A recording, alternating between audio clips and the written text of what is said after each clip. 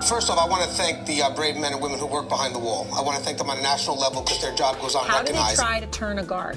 Well, correctional officer. Sorry, I apologize. But correctional officer. How you guys doing today? It's Anthony Ganji, host of Tear Talk. Hey guys, the results of Jeffrey Epstein's autopsy came back, and they're saying the injuries could be inconsistent to a hanging. And I just want people to know that in prison, some of the suicides, they're not actual hangings. They're more of a strangulation. Russ has submitted a video to us to show you how inmates make the tools and how they employ those tools to strangle themselves. That's the key. Remember, Jeffrey Epstein was found leaning forward with a noose around his neck. Now, a few times in the video, Russ does mention that medical is going to kind of give their thoughts. I couldn't get somebody from medical to do this video. I guess at this time it's too controversial. So that's what our comments are going to be for. So at the end of the video, give us your thoughts. Do you think his injuries are consistent with this type of suicide? All right, Russ, what do you got? Hey folks, Russ Hamilton here, a retired sergeant from California Department of Corrections and Rehabilitation with about 27 years experience there and about 30 overall in corrections. So one of the things that I've been observing the past few days over the internet is all the hype, innuendo, spin, and, downright incorrect, I don't want to call them falsehoods, but factual inaccuracies. Let's go there with regards to what happened to Jeffrey Epstein. Now, I don't have any special, insight into that particular situation there, but what I do have is I have 30 years of aggregate experience with regards to situations like this. And so I think what we're going to try and do in this video is we're going to try and explain how he could have accomplished his suicide and how we can account for the injuries that he suffered. Now, my part of this video is going to be with respect to the mechanics of it. And then I'm going to stay in my lane. I'm going to let some other people explain some about the medical aspect of it. So what I did just a little while ago is I went out back and using no tools, I came up with a suicide kit. Now, I need to stress this is not a reenactment. I don't have any special idea of what type of setup they have there and stuff, but I do know what a sheet can do, and I do know what a door jamb can do, even one as dissimilar as this might be. So I'm going to start with that. I'm going to show you what I made up here. It took me, like I say, all of 10 or 15 minutes to make this stuff, and we're going to go through it, and I'm going to explain a couple different ways this could be used. And I'm going to explain how we can account for the injuries that Jeffrey Epstein suffered. So anyway, first thing, this right here, may or may not be found in your average prison or jail suicide, but this is one thing that can be used. And this is just a way, this is a tie-off point, right? This is what allows an inmate to get an anchor in order to do himself the type of injury that's required to fully take his life. Now, not every anchor point is going to be like this. Sometimes you can have bunk beds or sinks or faucets. It depends on the specific outlay of the specific facility. But just starting with this, just have two knots, one in this end and a big one in this end.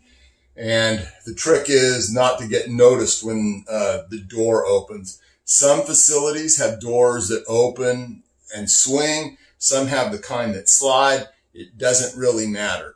This is just one example of how an anchor point works. All right. So this is a ratty old door here. Obviously not really a security type that you would see, which would hold that much more securely. But what that does is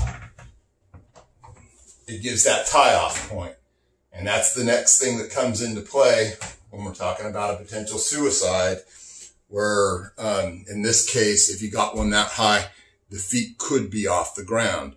Now, I have to go on to say from this point that most of the suicides that you see with in custody situation are not hangings, despite the widespread usage of that term.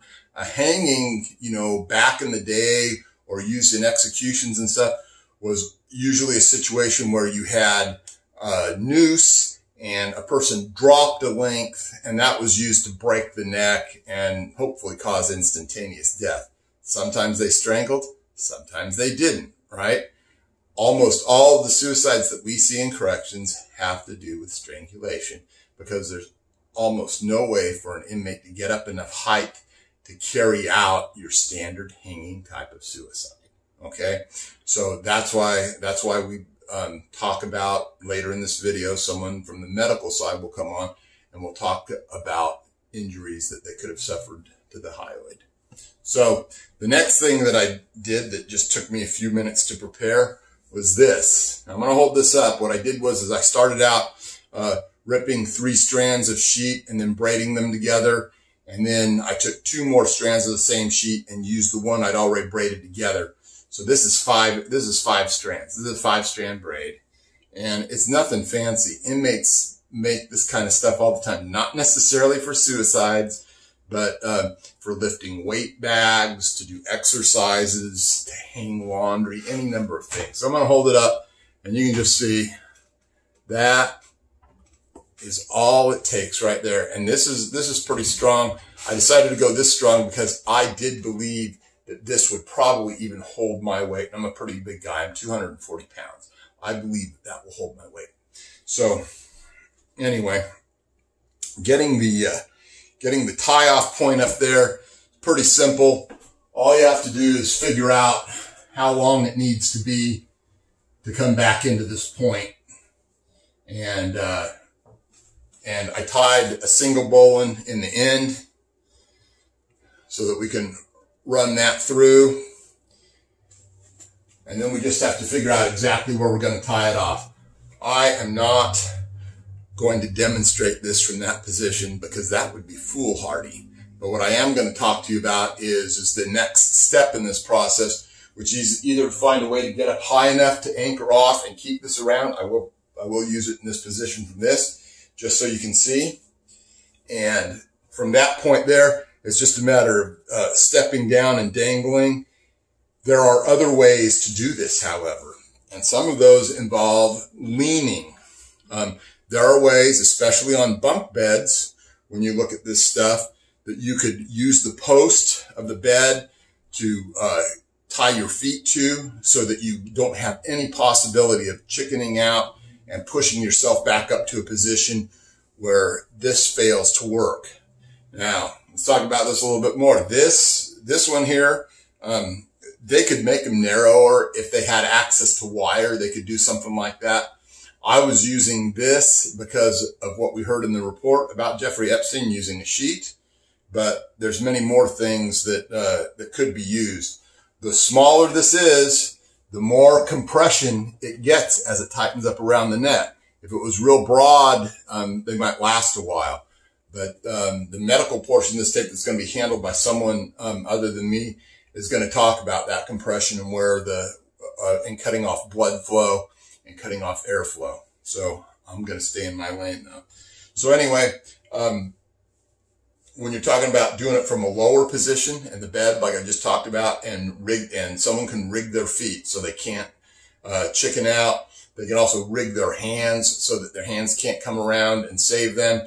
All they have to do then, and it's not as hard as rigging up a point like that. They can just tie it into the bed itself. I'm going to show this to you now. And then all they have to do from that is lean forward into that 45-degree angle. And once they're there and it starts cutting everything off, they can't escape.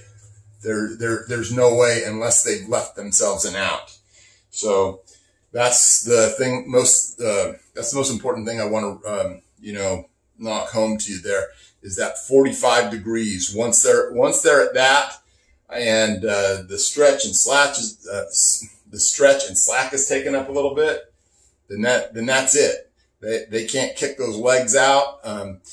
If you listen to what happened with Aaron Hernandez in his situation, he specifically shampooed up the area under his door so that his feet couldn't get a purchase, and so that there was no chance for him to be able to save himself. Really kind of really kind of sobers you in a way when you start thinking about someone driven to this extent. So anyway, anchor point, makeshift piece of rope, slip knot. This is the important thing, because the slip knot, it's not a noose, but as it tightens up and gets tighter and tighter and tighter, then there's, you know, no chance. Cuts off the blood flow, cuts off the air supply, and that's it. It's pretty easy in the course of the night for an inmate to manufacture this. No officer is going into his cell.